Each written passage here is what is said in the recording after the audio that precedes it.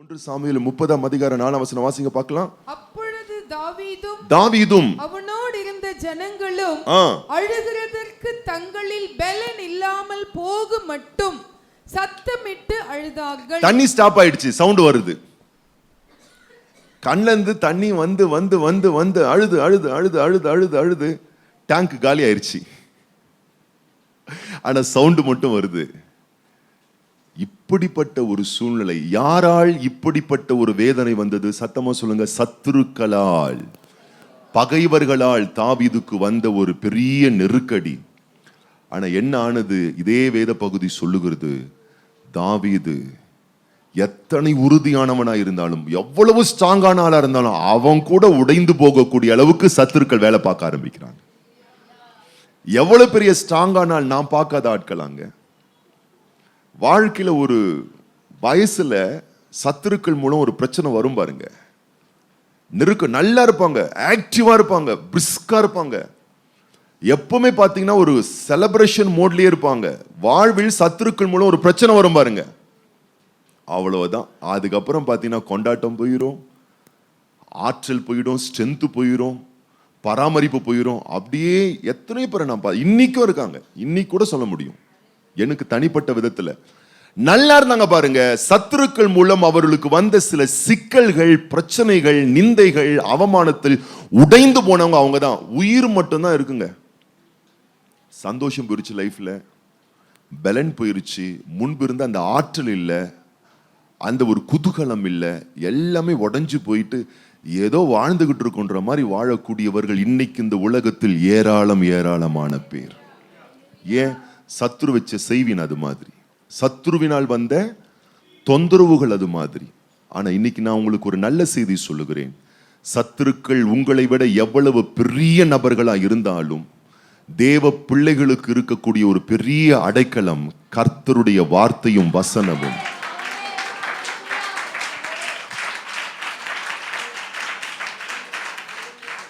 இன்னைக்கு மனுஷனுக்கு உடைக்கப்படும் பொழுது தேற்றிக்கொள்ள ஆதாரங்கள் இல்லாதபடினால் அவன் உடைந்து போய்விடுகிறான். ஆனால் உங்களுக்கு ஆதாரங்கள் உண்டு. பாருங்க 18ஆம் சங்கீதம் தொடர்ந்து நம்ம வாசிக்கலாம். 4ஆம் வசனத்திலிருந்து 18ஆம் சங்கீதம் 4ஆம் வசனத்திலிருந்து தொடர்ந்து பாருங்க. மரணக்கட்டுகள் என்னை சுற்றி கொண்டது, துர்ச்சன பிரவாகம் என்னை பயப்படுத்தினது, பாதாள கட்டுகள் என்னை சூழ்ந்து கொண்டது, மரண கண்ணிகள் என் மேல் விழுந்தது. எவ்வளவு விஷயம் நடந்திருக்கு பாருங்க. இப்ப என்ன பண்றாராம் பாருங்க. அவரு எவ்வளவு ஸ்ட்ராங் மேனா இருந்தாலும் அப்படின்னு சொல்லிட்டு அவர் போகல பாருங்க. தன்னை சத்துருக்களால் வந்த கண்ணிலிருந்து காப்பாற்றிக் கொள்வதற்கு சில வேலையை அவர் பார்க்க ஆரம்பிக்கிறாரு, சில விஷயத்தை அவர் செய்ய ஆரம்பிக்கிறாரு. என்ன செய்யறாரு பாருங்க, அடுத்த வசனம். எனக்கு உண்டான நெருக்கத்திலே கர்த்தரை நோக்கி கூப்பிட்டு என் தேவனை நோக்கி அபயமிட்டேன். தமது ஆலயத்திலிருந்து என் சத்தத்தை கேட்டார். என் கூப்பிடுதல் அவர் சந்நிதியில் போய் அவர் செவிகளில் ஏறிற்று.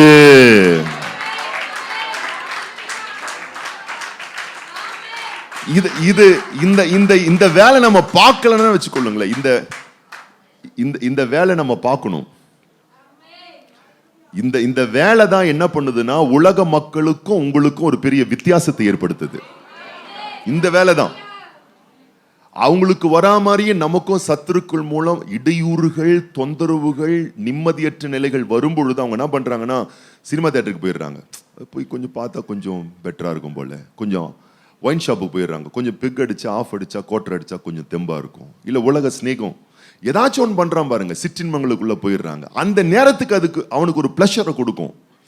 ஆனா மறுபடியும் நைனா எங்க வரணும்? அதே மன இறுக்கத்துக்குள்ளதான் வரணும். அதனால தான் நீங்க பாருங்களேன், சரக்கு அடிக்கிறவங்க தெளிய வச்சு அடிச்சுக்கிட்டே இருப்பான். சிலர் நீங்க பாத்தீங்கன்னு சொன்னா தெளியவே கூடாதான். சில சிஸ்டர்ஸ் எல்லாம் வந்து சொல்லியிருக்காங்க, அவருக்கு தெளியவே கூடாதியா. அஷ்டு வந்து தூங்குவாராம், மறுபடியும் கண்ணை விழிச்சு பாப்பாராம், தெளிஞ்சிருச்சு உடனே ஏன்னா அவர்கள் வாழ்வில் வந்த சிக்கலும், சத்துருக்கள் மூலம் அவர்களுக்கு வந்த தொந்தரவுகளும், வாழ்வில் வந்த சவால்களையும் மேற்கொள்ள ஆதாரமான ஆண்டவருடைய சன்னிதானம் வராதபடியினால் வாழ்க்கை சரிந்து கொண்டிருக்கிறது. ஆனால் நீங்களோ ஆசீர்வதிக்கப்பட்டவர்கள், பாக்கியவான்கள். உங்களுக்கு அற்புதமான வழி இருக்கிறது அன்பான பிள்ளைகளே. தாவீதுக்கும் நெருக்கம் வந்தது. ஆனா அவன் என்ன பண்றானா, உண்டான நெருக்கத்தில் கர்த்தரை நோக்கி கூப்பிட்டேன், தேவனை நோக்கி அபயமிட்டேன். தேவனோ தம்முடைய ஆலயத்தில் இருக்கிறார், அவரிடத்தில் நான் ஆலயத்தில் நெருங்கி வந்தேன். என்னுடைய சத்தத்தை அவர் கேட்டார், என் கூப்பிடுதல் அவர் சந்நிதியில் எட்டினது. கேட்டுட்டு சும்மா இருக்கிற ஆண்டவர் இல்ல நம்ம ஆண்டவர். கேட்டுட்டு சும்மா இருக்கிறவர் இல்ல ஆண்டவர். எழுந்து வாசிப்போம், என்ன மாதிரி வேலை பார்க்கிறாரு பாருங்க. எழுந்து வாசிப்போம் 18ஆம் சங்கீதம் 7ஆம் வசனத்திலிருந்து. அப்பொழுது பூமி அசைந்து அதிர்ந்தது, அவர் கோபம் கொண்டபடியால் பர்வதங்கள் அஸ்திபாரங்கள் குலுங்கி அசைந்தது. நான் சொல்றேன், நீ கர்த்தரை தேடுற பிள்ளையா இருந்தா உன் சத்ருவுக்கு எதிராய் தேவனுடைய கோபம் எழும்பும். என் பிள்ளைய தொட்டது யாருன்னு இறங்கி வருவாரு. நீ கர்த்தரை கனப்படுத்துற பிள்ளையா இருந்தா 1000 நெருக்கம் வந்தாலும் நான் ஆண்டவர் நோக்கி கூப்பிடுவேன். 1000 நெருக்கம் வந்தாலும் மனுஷன் கையில விழ மாட்டேன். 1000 நெருக்கம் வந்தாலும் ஆண்டவர் கையில விழுவேன். ஆண்டவர் நாடி செல்வேன், ஆண்டவரை தேடி செல்வேன். நீ வந்து பாரு. நான் சொல்றேன், கர்த்தர் அற்புத ரகமா ஒரு சத்ருவோடு அவர் ஃபைட் பண்ணுவாரு. ஆண்டவருடைய கோபம் சத்ருவுக்கு எதிராக எழும்பும். அவர் கோபம் கொண்டபடியால் பர்வதங்களின் அஸ்திபாரங்கள் குலுங்கி அசைந்தது. அவர் நாசிலிருந்து புகை எழும்பிற்று, அவர் வாயிலிருந்து பட்சிக்கிற அக்கினி புறப்பட்டது, அதனால் தழல் முண்டது. வானங்களை தாழ்த்தி இறங்கினார், அவர் பாதங்களின் கீழ் காரிருள் இருந்தது. கேருபீன்கள் மேல் ஏறி வேகமாய் சென்றார், காற்றின் சட்டைகளை கொண்டு பறந்தார். இருளை தமக்கு மறைவிடமாக்கினார், கரும் புனல்களை ஆகாயத்து கார்மேகங்களையும் தம்மை சூழ கூடாரமாக்கினார். அவருடைய சந்நிதி பிரகாசத்தினால் அவருடைய மேகங்கள் பறந்து விலகிற்று, கல்மழையும் நெருப்பு தழலும் விழுந்தது. கர்த்தர் வானங்களிலே குமுறினார், உன்னதமானவர் தமது சத்தத்தை தொனிக்க பண்ணினார். கண்மழையும் நெருப்பு தழலும் விழுந்தது. தம்முடைய அம்புகளை எய்து அவர்களை சிதறடித்தார், மின்னல்களை பிரயோகித்து அவர்களை கலங்க பண்ணினார். உன் சத்துருவுக்கு எவ்வளவு பெரிய வேலையை அவர் பார்க்கிறார் பாருங்க. நீங்க பார்க்க வேண்டிய தரமான வேலையை பார்த்தீங்கன்னா அவர் பார்க்க வேண்டிய வேலையை தரமா அவர் பார்ப்பார். உன் சத்துருக்கள் மத்தியிலே, உன் எதிரிகள் நடுவிலே, உனக்கு விரோதமாய் எழும்பக்கூடிய மக்கள் நடுவிலே தேவன் அம்புகளை எய்வார், சத்துருக்களை சிதறடிப்பார், மின்னல்களை பிரயோகித்து உனக்கு எதிரிட்டு வந்தவர்களை தேவன் கலங்க பண்ணுவார்.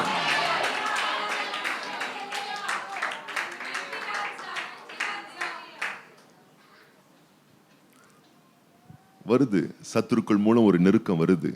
உலக மக்களுக்கும் வருது, நமக்கும் வருது. நான் ஒயின் ஷாப் போக மாட்டேன், நான் ஆண்டவருடைய பிரசன்னத்துக்கு வந்துடுறேன். அந்த வேலையை பார்த்ததுக்கு அப்புறம் என்ன நடக்குது பாருங்க. ஆண்டவர் இறங்கி வேலை பார்க்கிறார் சத்துருக்களுக்கு எதிராக. சத்துருக்கு விரோதமாய் அவர் வந்து வேலை பார்க்கிறார். பக்கத்துல பார்த்து சொல்லுங்க, அவர் வந்து வேலை பார்க்கட்டும், அவர் வந்து வேலை பார்க்கட்டும், அவர் வந்து கிரியை செய்யட்டும். என்ன நடக்குதான் பாருங்க. அவர் வந்து வேலை செஞ்சு, அவர் வந்து கிரியை செஞ்சு, அவர் வந்து அற்புத ரகமான வேலையை பார்க்கறதுனால என்ன நடக்குதான் பாருங்க. 36ஆம் வசனத்திலிருந்து, அதே 18ஆம் சங்கீதம் 36ஆம் வசனத்திலிருந்து, என் கால்கள் வழுவாதபடிக்கு நான் நடக்கிற வழியை அகலமாக்கினீர், என் சத்துருக்களை பின்தொடர்ந்து அவர்களை பிடிப்பேன், அவர்களை நிர்மூலமாக்கும் வரைக்கும் திரும்பேன். நான் சொல்றேன், உன் கண்ணு முன்னாடி நீ அவனை ஒண்ணும் இல்லாம போகக்கூடிய அளவுக்கு ஆண்டவர் ஒண்ணும் இல்லாம பண்றுவார். 38 அவர்கள் எழுந்திருக்க மாட்டாத படிக்கு என் பாதங்களின் கீழ் விடத்தக்கதாக அவர்களை வெட்டினேன். பக்கத்துல பார்த்து சொல்லுங்க, கத்தி நீங்க எடுத்துறாதீங்க, அவர் எடுத்துருவாரு. உன் கால் கீழே கொண்டு வந்து ஆண்டவர் வைப்பார். நீ வேணான்னு சொன்ன மக்களை, உன்னை எதிர்த்த மக்களை, உன்னை பகைத்த மக்களை, உன்னை புறம்பே பேசின புறம்பே தள்ளிய மக்களை, புறம்பாய் உனக்கு விரோதமாய் பேசிய மக்களை ஆண்டவர் உன் பாதங்களின் கீழ் கொண்டு வருவார். அவர்கள் எழுந்திருக்கவே மாட்டாதபடிக்கு அவர்கள் வாழ்க்கை, அவங்களுடைய முடிவு அப்படிதான் மாறும். பக்கத்துல பார்த்து சொல்லுங்க, தூக்கத்தை கெடுத்துக்காதீங்க, நிம்மதியை இழந்துடாதீங்க. அவங்க முடிவு ஆண்டவர் எழுதி உன் கையிலேயே கொடுத்துட்டார். உன் சத்துருவின் தலையெழுத்து உன் கையில. வேணா 18ஆம் சங்கீதத்தை எழுதி வச்சுக்கோங்க. இதுதான் நிகழ போகிறது, நிறைவேற போகிறது தேவம் பிள்ளைகளை பகைக்கிறவர்களுக்கு. ஆனா தேவ பிள்ளைகள் ஒரு நாளும் பகைச்சிடக்கூடாது. ஏன்னா இது அவர் செய்யற வேலை, இது நான் செய்யற வேலை இல்ல, இது தேவன் செய்யற வேலை, கர்த்தர் பண்ற வேலை, கர்த்தர் பார்க்கிற வேலை, கர்த்தர் நிறைவேற்றக்கூடிய ஒரு வேலை. 39 யுத்தத்திற்கு நீர் என்னை பலத்தால் இடைக்கட்டி என் மேல் எழும்பினவர்களை என் கீழ் மடங்க பண்ணினீர். யாரெல்லாம் உன் மேல இருந்து உன்னை சங்கடப்படுத்துறான்னு பாக்குறியோ, கர்த்தர் உன் கூட தீர்க்க தரிசனமா பேசுறாரு. உன் காலுக்கு கீழ் அவனை தேவன் கொண்டு வருவதை சீக்கிரத்தில் உன் கண்கள் காணும். அன்பான பிள்ளையே, உன் கண்ணு பார்க்கும். நான் சொல்றேன், இப்படிப்பட்ட வசனத்தை வாசிச்சு வார்த்தையை கேட்டா நான் சொல்றேன், உடைக்கப்பட முடியாது. உங்களா நீங்க உடைந்து போக முடியாது. இப்போ அல்லேலூயா வரும் பாருங்க. சத்துருக்கள் பேசிட்டாங்க, அவன் எதிர்காலம் இங்க என் கையில இருக்குது, என்ன சங்கடப்படி, அவன் ஃபியூச்சர் என் கையில இருக்கு. நான் என்ன பண்ண போறேன்? உடைக்கிற மாதிரி சூழ்நிலை வந்தாலும் நான் பாடுற ஒரு ஆளு, நான் துதிக்கிற ஒரு ஆளு, ஆலயத்துக்கு போற ஒரு ஆளு, கர்த்தரை இப்படி செய்யறவங்களுக்கு தான் இந்த பிளெஸிங்ஸ். தேடாத ஆளுங்க பாருங்க, அவ்வளவுதான், அவங்க வாழ்க்கை முடிஞ்சு போயிருது. நான் பார்த்துருக்கேன் நிறையா. அப்படியே சைலண்டா இருவாங்க பாருங்க, ஸ்லோவா இருவாங்க பாருங்க, வாய் கூட திறக்க மாட்டாங்க. வாழ்வில் வந்த மோசமான பாதிப்புகள் அவர்களை சிதைத்து விடுகிறது. ஆனால் தாவீதுகளோ, நான் சொல்லுகிறேன், நீங்களாம் அபிஷேகம் பண்ணப்பட்ட தாவீதுக்கு, தேவனால் உருவாக்கப்பட்ட தேவ குழந்தைகள். சத்துருக்களுக்கு தேவன் பதில் செய்யட்டும். நீங்க பேசாம அமைதியா இருந்து கர்த்தரை போற்றுங்க, கர்த்தரை உயர்த்துங்க, கர்த்தரை கனப்படுத்துங்க, கர்த்தரை மேன்மைப்படுத்துங்க, கர்த்தரை ஆராதிங்க, கர்த்தரை ஆலயத்துல தேடுங்க. உங்க உள்ளத்துல ஒரு பெரிய தைரியம் உண்டாகும். அவங்க பேசிட்டோம், நான் பேச மாட்டேன். அவங்க ஃபைட் பண்ணிட்டோம், நான் ஃபைட் பண்ண மாட்டேன். அவங்க புறம்ப பேசிட்டோம், என்னை பத்தி கூட பேசிட்டோம், என் ஃபேமிலி பத்தி கூட பேசிட்டோம். கர்த்தர் நீதி செய்வார், கர்த்தர் யுத்தம் பண்ணுவார்.